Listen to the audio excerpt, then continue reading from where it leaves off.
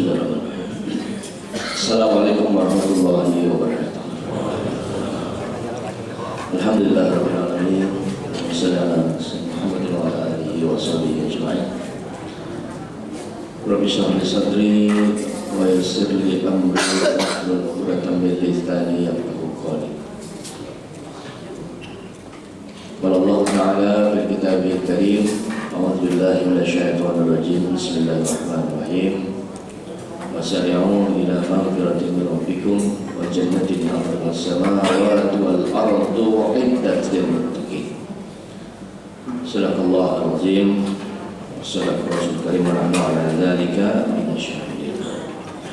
Jamaah subuh Masjid Al-Furqan yang dirahmati Allah Subhanahu wa taala.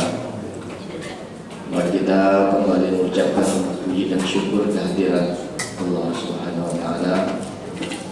Dari subuh yang cerah ini kita masih diberikan begitu banyak nikmat oleh Allah.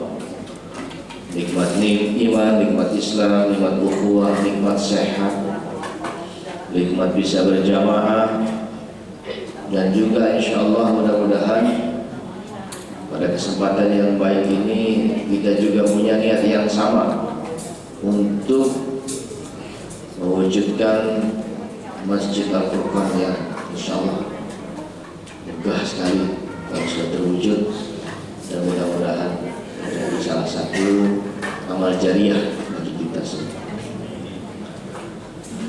Jamaah subuh rahimakumullah,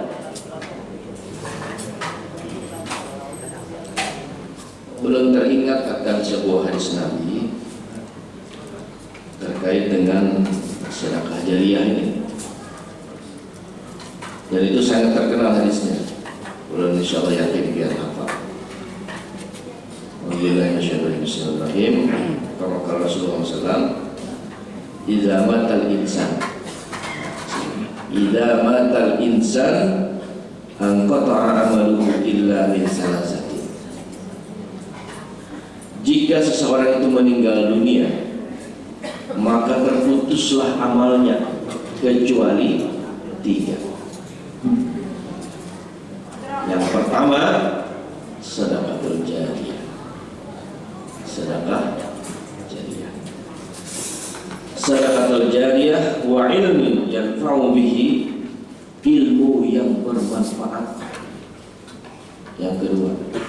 Yang ketiga, wa waladun shalih, anak yang saleh, yad'ulah, yang mendoakan kedua orang tuanya.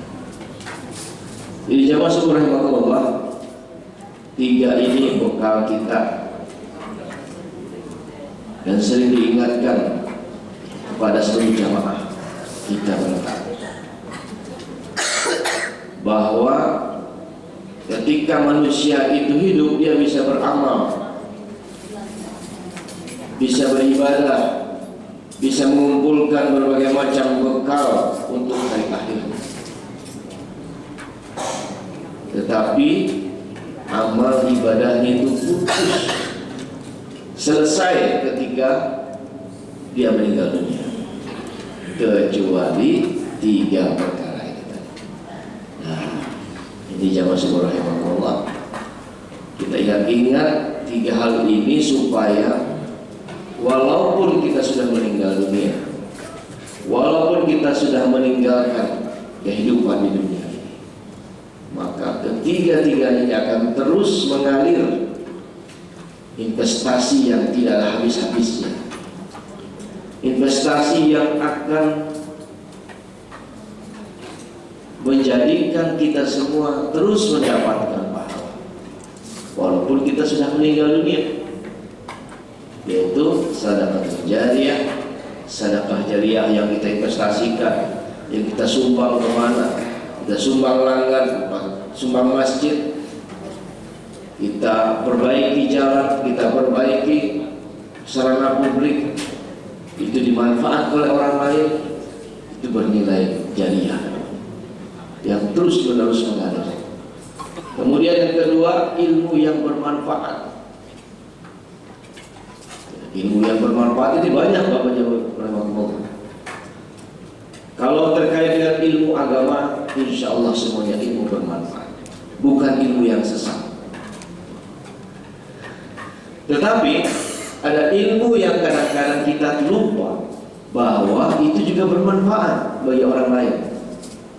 Ilmu tentang kehidupan, life skill, keterampilan hidup yang diajarkan kepada kita, kemudian kita mengajarkan kepada orang lain, itu juga bermanfaat.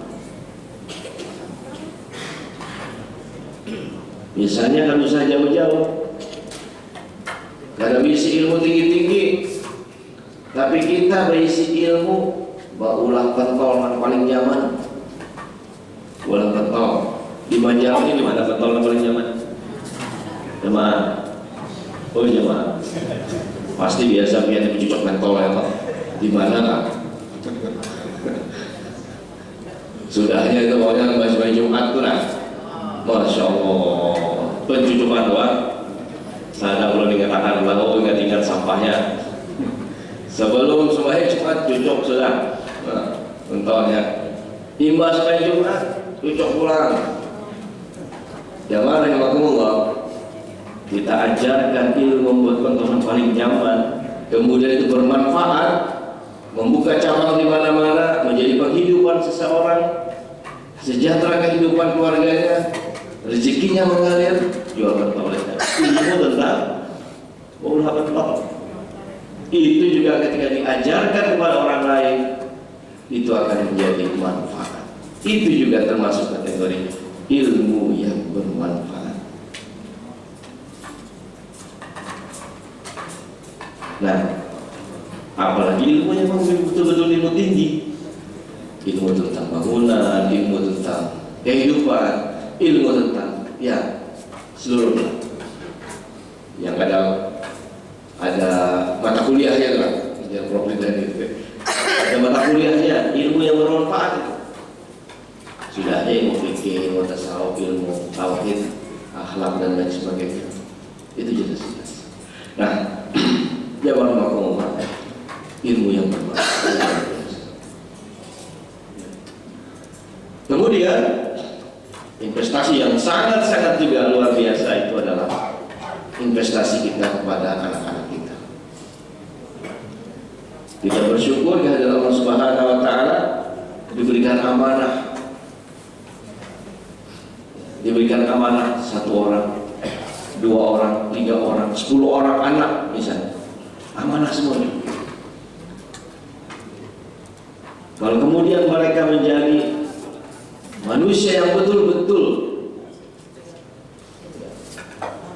yang soleh dan soleha, laki-laki perempuan sama saja, soleh dan soleha, yang mendoakan kedua orang tuanya, yang membanggakan keluarganya, yang menjadi cahaya mata bagi kita, maka inilah investasi yang luar biasa dalam Allah. Anak kita yang mendoakan kita, yang mensolatkan kita nanti ketika kita meninggalkan dunia ini, yang kemudian menyelenggarakan jenazah kita, memandikan kita, memimpin sholatnya, mengantarkan ke kubur kita, kemudian mendoakan kita. Subhanallah, luar biasa. 1 orang anak yang mendoakan kita, 2 orang anak yang mendoakan kita, 3 orang, 4 orang, 5 orang anak yang mendoakan kita. Bukankah sangat berbahagia kita jemaah yang makmum punya anak yang soleh dan soleha? Itu investasi mengalir. Kita meninggal dunia, doa-doa mereka kepada kita sampai insyaallah. Nah kemudian yang kedua, yang masuk rahimahullah, ilmu yang bermanfaat tadi, itulah yang kemudian mendasari seluruh kemajuan, baik pengetahuan, baik teknologi, kehidupan masyarakat kita, kesejahteraan mereka, kebahagiaan mereka, yang dimulai dari ilmu yang bermanfaat. Sampaikan ya Nabi, wal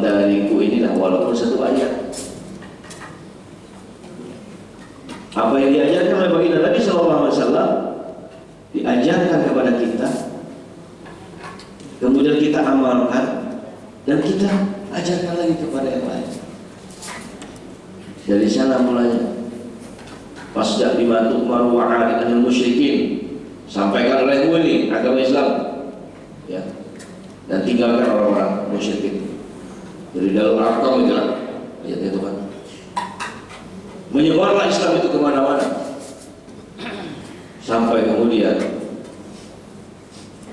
Islam memberikan rahmatan lil alamin, rahmat bagi seluruh sekalian, yang mencerahkan kehidupan kita, yang membimbing kita, yang menuntun kita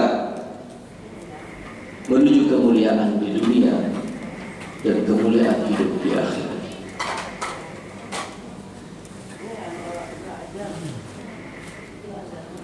Nah, kemudian ketika baginda Nabi Sallallahu Alaihi Wasallam mengumpulkan para sahabatnya, mengajarkan Islam secara sembunyi-sembunyi, kemudian keluar perintah tadi dari jalur Arqam, sampaikan Islam itu sampai ke seluruh dunia, maka Rasulullah SAW menginvestasikan, mengajarkan kepada kita, para sahabat, mengajar kepada para sahabat sampai kepada kita sekarang. Kemudian kejayaan Islam itu kita rasakan. Kalau punya kesempatan waktu, ya, di samping melaksanakan ibadah haji dan umrah, sempatkan keliling dunia. Ada yang sudah pernah keliling dunia kan? Jemaah, oh jemaah, keliling dunia kemana? Makkah, Madinah sudah aja. Ya, ada program umrah banyak. Jihad plus, nah plusnya tuh, plus Turki, ya, plus Jordan, supaya apa? Kita melihat kejayaan Islam itu seperti apa. Nah, jamaah rahimahullah, belum mencatat ada beberapa kekhalifahan setelah Khulafaur Rasyidin, setelah 4 khalifah Abu Bakar, Umar, Utsman, Ali, kemudian dilanjutkan oleh Muawiyah. Bani Muawiyah berkuasa kurang lebih hampir 100 tahun, 90 tahun sekian. Lalu kemudian kita melihat hari ini, jamaah rahimahullah, betapa sedihnya ketika kita ke Aleppo misalnya, ketika kita ke Suriah. Ini kan sisa-sisa kejayaan Bani Umayyah.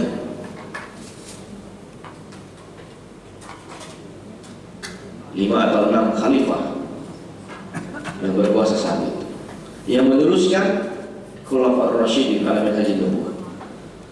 Kekhalifahan, 4 kekhalifahan, kemudian dilanjutkan oleh masa dinasti Abbasiyah kurang lebih 750 Masehi. Lalu kemudian 661 ya, 661 sampai 750 ketika baginda Nabi wafat, kemudian diteruskan oleh Khulafaur Rasyidin. Lalu kemudian Islam tersebar kemana-mana di zaman Abu Umar. Kemudian mulai keluar dari Jazirah Arab. Lalu kemudian dinasti Umayyah dengan khalifah terakhirnya Muawiyah bin Abi Sufyan. Nah, masih lekat di ingatan kita, Muawiyah bin Abi Sufyan. Ini merintis berbagai macam, ya, upaya-upaya untuk ekspansi kekuasaan kaum muslimin. Lalu kemudian berbagai macam kemajuan juga diperoleh di zaman Bani Umayyah. Lalu kemudian dilanjutkan oleh Bani Abbasiyah. Bani Abbasiyah itu kurang lebih 500 tahun berkuasa, 750 sampai 1258. Sekitar 200-300 kemudian baru sampai ke Utsmani. Nah, di zaman Abbasiyah inilah kejayaan ilmu pengetahuan. Kaum muslimin itu memberikan kontribusi besar untuk kemajuan ilmu pengetahuan dari ilmu yang bermanfaat, yaitu di zaman Abbasiyah. Bagaimana digambarkan perpustakaan di Baghdad itu ya, hampir 1.500.000 judul buku di perpustakaan Baitul Hikmah namanya. Perpustakaan Baitul Hikmah di Baghdad. Karena pusat kekuasaan kaum muslimin di zaman dinasti Abbasiyah itu ada di Baghdad, Irak. Tetapi kemudian kejayaan kaum muslimin itu hancur lebur ketika diserang oleh siapa? Genghis Khan, Timur Leste, Genghis Khan. Walaupun nanti keturunan Genghis Khan ini ada yang masuk Islam, ya, menyebarkan Islam juga di daerah Mongolia, Cina dan seterusnya. Nah, lalu di zaman keemasan yang dicatat dalam sejarah itu adalah ketika Khalifah Harun al-Rashid. Nah, Harun al-Rashid inilah yang kemudian banyak sekali berkontribusi untuk mendirikan pusat-pusat ilmu pengetahuan dan kemudian mendirikan perpustakaan terbesar di dunia saat itu yang dinamakan Baitul Hikmah. Ini perpustakaan luar biasa. Bagaimana kaum muslimin menggali ilmu pengetahuan. Kejayaan kaum muslimin diperoleh dengan pencerahan terhadap teknologi, ilmu pengetahuan dan lain sebagainya. Disitulah lahir cendekiawan-cendekiawan muslim yang kita kenal hari ini. Banyak sekali cendekiawan-cendekiawan. Al-Khawarizmi, idolanya siapa itu? Al-Khawarizmi. Itu idolanya pembuat Facebook, Mark Zuckerberg. Kenapa kalian mengidolakan saya menjadi Mark Zuckerberg? Sementara saya mengidolakan seorang yang menemukan angka nol, yaitu Al-Khawarizmi. Bilangan nol itulah rahasia kunci kemajuan pengetahuan yang ditemukan oleh Al-Khawarizmi. Amunnya kalian ditemukan bilangan nol, itu tidak terjadi ilmu pengetahuan lagi. Internet itu tidak ada. Bilangan biner, bahasa komputer, bahasa program itu tidak ada. Nah, makanya punya pemilik Facebook, Mark Zuckerberg, bahwa saya mengidolakan Al-Khawarizmi karena dia yang menemukan angka nol. Lalu kemudian banyak sekali pengetahuan berkembang, tambahan teknologi, ilmu bidang pendidikan, ilmu bidang rekayasa genetika, ilmu tentang kesehatan. Zaman COVID itu terpakai banget tuh, ilmunya Ibnu Sina itu terpakai banget tuh. 3 adalah elemen. Jauh-jauh kita belajar tentang ilmu pengetahuan di dunia ini. Ahli-ahli virus, ahli-ahli penyebaran penyakit. Dan kemudian ternyata rahasia kuncinya ada di kalimat Ibnu Sina itu. Jadi apa? Optimis itu adalah setengah dari obat. Kecemasan itu setengah dari penyakit. Dan sabar itu adalah kunci kesembuhan. Al-khawfu nisfudda. Khawf, cemas. Coba hasil penelitian meninggal COVID itu.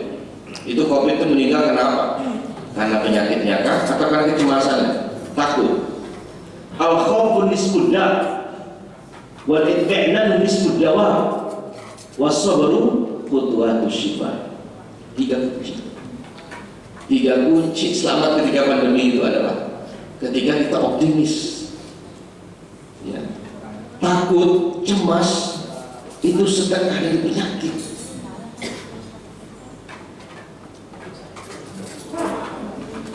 Tetapi optimis, penuh harap sembuh, itu setengah dari obat. Lalu kemudian sabar adalah kunci menuju kesembuhan. Dan beliau pula yang menemukan metode karantina. Itu kan kita mau dibersihkan. Salah, ibu sudah salah di sini kan. Sini, wah, habis-habisan tuh zaman COVID. Semua kepala daerah saat itu. Tiap hari virtual Zoom meeting. Berapa angka Banjarmasin? Berangkat angka Kalimantan Selatan? Ditakutin harus tuh Pak. Sampai hafal kan? Berapa jumlah tempat tidur, berapa jumlah pasien hari ini, berapa vaksin hari ini tersedia, oksigen sisa berapa, hafal tuh. Dari takutin terus setiap hari Zoom meeting. Kena Pak Menko yang mimpin, kena Pak Presiden, kena Menteri Kesehatan, Panglima TNI, Polri, itu kami takutnya harus. Maka kadang-kadang dadakan juga takutnya. Jangan masuk ya. Gak ada sargi orang, kita tak tahu. Lalu jemaah waktu metode karantina 40 hari itu dijemukkan jemaah. Termasuk juga penemu ini peredaran darah, sistem peredaran darah. Ya, bilik kanan, bilik kiri itu dijemukkan di zaman Harun. Dan zaman Rasulullah itu zaman Abbasiyah di Baghdad. Tapi seluruh kejadian kaum muslimin itu, perpustakaan besar itu kemudian hancur itu. Ulama-ulama kita, ya, ilmuwan-ilmuwan kita, semua di zaman itu habis. Ini barbar ini kan, bangsa barbar. Mongolia itu bahasa barbar. Yang ada tahu soal ilmu pengetahuan, pokoknya hantam terus. Walaupun kemudian yang pertama kali menyetop ekspansi Mongol itu jaga kaum muslim dalam perang Hancan. Ya. Stop. Setelah itu, itulah kekalahan pertama kali. Ya. Pasukan yang paling ditakuti di dunia, bangsa barbar Mongol. Itu stop. Itu awal mula kekalahan di tangan kaum muslimin juga. Dan jamaah rahimakumullah, suatu saat mungkin kita bisa berkunjung ke sisa-sisa kekhalifahan Abbasiyah ini di Baghdad. Kemudian kita bergeser sedikit sebelum Utsmani, itu ada Fatimiyah. Bergeser sedikit ke Persia, Isfahan. Isfahan itu luar biasa. Kemajuan teknologi hari itu ditemukan, berbagai macam teknologi tentang konstruksi, irigasi, persawahan, membangun bangunan-bangunan besar, itu di zaman Fatimiyah. Lalu kemudian kurang lebih 200-300 tahun Fatimiyah baru kemudian lanjut ke Khalifah Turki Utsmani. Nah, kalau zaman Turki mungkin masih parah lawan kita mungkin tahu ceritanya, ya, tahu ceritanya. Karena ini sampai hari ini tempat yang paling sering mungkin dikunjungi oleh kaum muslimin setelah Makkah dan Madinah adalah Istanbul, Konstantinopel. Karena itu ada dalam hadis Nabi SAW, ada dalam Al-Quran, surah Ar-Rum. Kekalahan Romawi Timur itu sudah diinformasikan oleh Al-Quran 14 abad yang lalu. Kenapa kemudian Romawi Barat di Italia, ya, di Roma sana, itu kemudian hanya berkuasa sebentar saja, tapi yang 1000 tahun berkuasa itu kan Romawi Timur. Ya, kemudian ada di dalam Al-Quran, diingatkan oleh baginda Nabi, la tutahanna Konstantinia wa khairu amiru wa khairu jaisuha. Itu hadis Nabi yang diidam-idamkan oleh para pemimpin kaum muslimin. Siapa yang dimaksudkan oleh baginda Nabi sebagai khairul amiru, sebaik-baik pemimpin? Yang kemudian yang kedua, khairul jaisu, sebaik-baik pasukan. Jadi datuknya Al-Fatih itu sudah pernah menyerang. Ayah beliau pun menghimpun pasukan untuk menyerang, ingin membebaskan Konstantinopel, mewujudkan hadis Nabi. ternyata hadis ini terwujud di tangan seorang pemuda berusia 21 tahun yang kita kenal sebagai Sultan Muhammad Al-Fatih.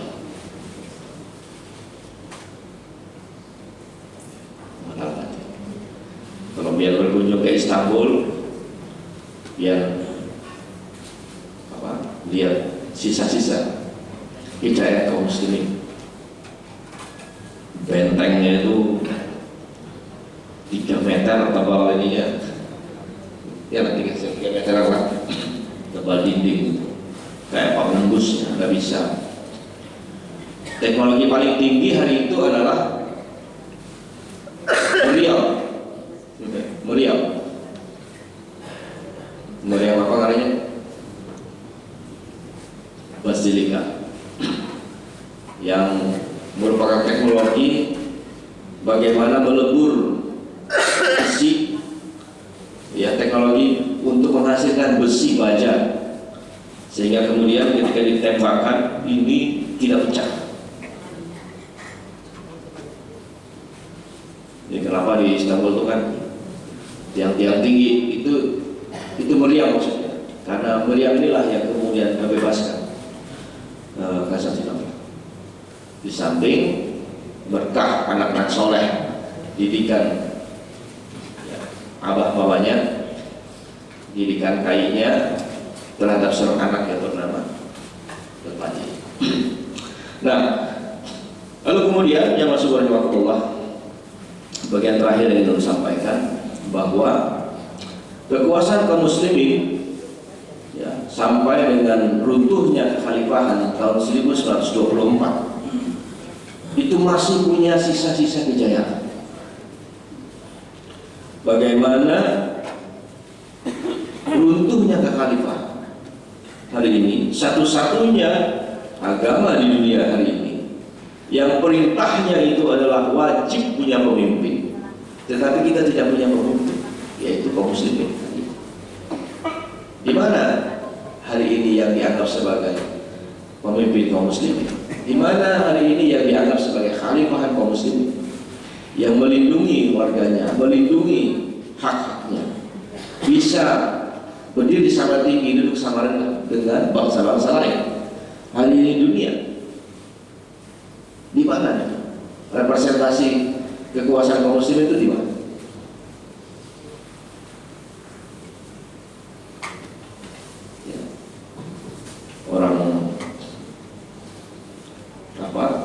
Kristen hanya punya khalifah hari ini, ya kan? Di Vatikan, khalifah kan itu dalam perspektif kepemimpinan. Padahal kita ini kurang lebih 2 miliar penduduk kaum muslimin di dunia, tapi kita tidak punya pemimpin, tidak punya khalifah yang melindungi kaum muslimin. Nah, itulah rakyat kita terbesar. Padahal doa-doa kita, Rabbana hablana min azwajina wa dzurriyyatina qurrata a'yun waj'alna lil muttaqina imama.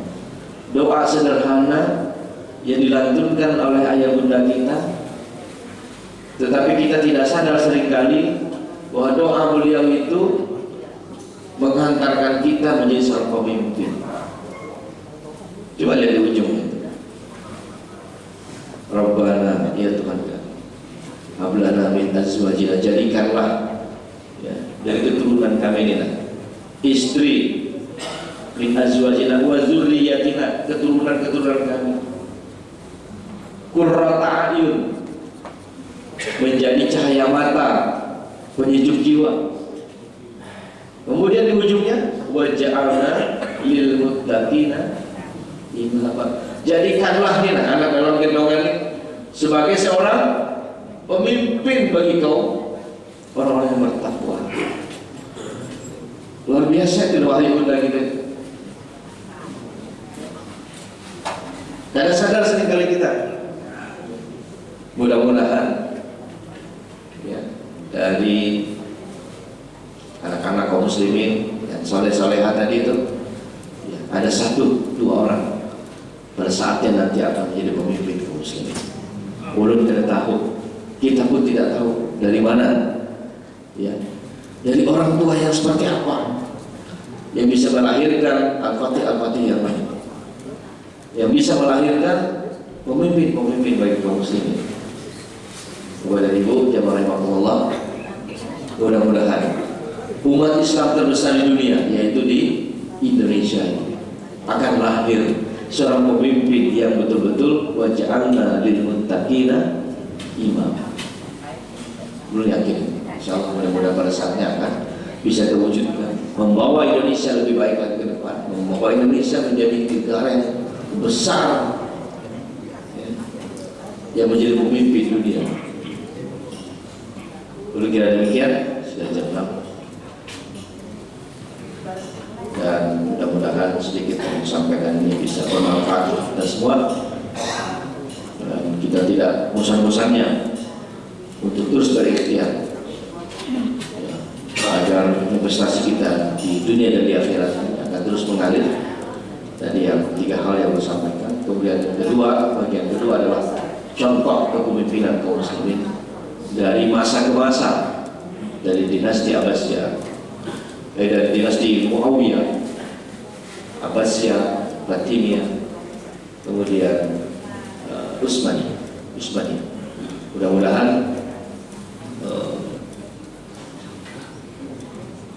kekhalifahan Alamin Haji Nubuwah di Indonesia Nusantara, mudah-mudahan, karena satu-satunya bangsa di dunia yang masih belum memimpin dunia itu adalah bangsa Melayu. Bangsa Melayu yang belum punya dinasti yang kemudian besar. Sementara bangsa-bangsa lain itu sudah rasanya sudah hampir semua bangsa-bangsa besar itu punya monumen kekhalifahan. Bangsa Melayu ini yang belum, yaitu yang ada di Nusantara. Mungkin insya Allah pada saatnya akan bisa terwujud. Baik, demikian. Minta maaf dulu kalau ada salah-salah hilaf, dan terima kasih atas perhatian. Mohon doa untuk kebaikan kita semua. Dan demikian, terima kasih. Wassalamualaikum warahmatullahi wabarakatuh.